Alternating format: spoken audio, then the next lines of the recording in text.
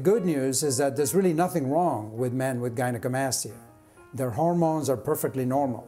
It's what's called target organ failure, because the target organ is the breast, and it just develops abnormally. I have a bit of a unique experience with gynecomastia, because over 20 years ago, I wrote a chapter for a medical textbook. The textbook was called The Breast. So people read this chapter and started to send me patients.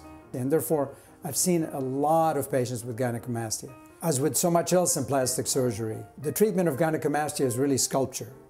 You have to have a good eye, you have to be able to visualize the final result that you're trying to achieve.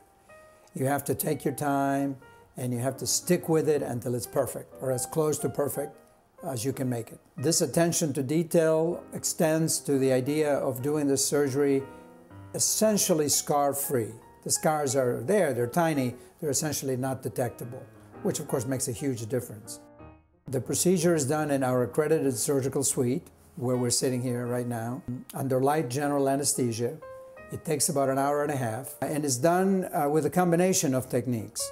We use liposuction for a lot of the procedure to debulk and flatten the chest.